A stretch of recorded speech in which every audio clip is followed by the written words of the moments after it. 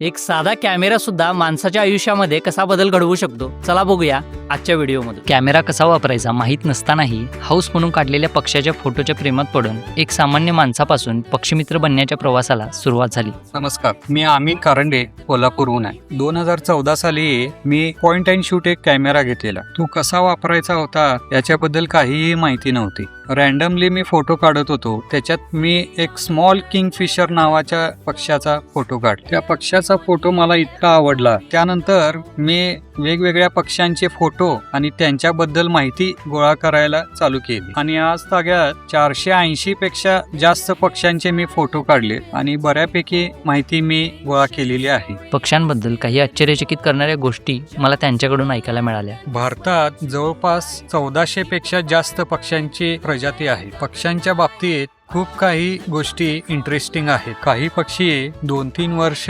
जमिनीवर उतरतच नाही, ते हवेतच उडत राहतात. तर काही पक्षी असे आहेत की आयुष्यभर आपला जोडीदार बदलत नाही. काही पक्षी असे आहेत जे नॉनस्टॉप 250 ते 300 किलोमीटर प्रवास करतात. त्यातील एक उदाहरण म्हणजे अमूर फाल्कन, जो चायनामधून उडून आपल्या पुण्यामध्ये येतो आणि पुण्यातनं उडून परत खाली साऊथ आफ्रिकेपर्यंत त्याचे मजल मारलेली आहे. ज्याप्रमाणे आपल्याला गोष्टीत शिकवले गेलेलं आहे त्याप्रमाणे कावळा हा अत्यंत हुशार पक्षी आहे. कावळा हा माणसांचे चेहरेही लक्षात ठेवू शकतो. चिमण्या न दिसण्यामागे मोबाईल टॉवर्सपेक्षाही माणूसच जास्त जबाबदार आहे असं त्यांचं म्हणणं आहे. चिमणी हा पूर्ण शाकाहारी पक्षी आहे. याला आपण हाऊस पॅरो ही म्हणतो. हा पक्षी आपल्याला फक्त मानवी वस्तीजवळच पाहायला मिळतो. लोक म्हणतात की टॉवरमुळे चिमण्या कमी झालेल्या आहेत. खरं त्याची दुसरी बाजू ही लक्षात घेतली पाहिजे की लोकांनी तांदूळ घालायचं पण बंद केलेलं आहे, पाणी ठेवायचंही बंद केलेलं आहे. तुम्ही तांदूळ ठेवा, पाणी ठेवा, परत चिमण्या आहेत तशा तुमच्या दारात दिसू लागतात. पक्ष्यांच्या संवर्धनाचा एक भाग आहे जो सगळ्यात सोपा आणि सरळ आहे. पक्ष्यांना काही गोष्टी लागतात ते तुम्ही अवेलेबल करून दिला की ते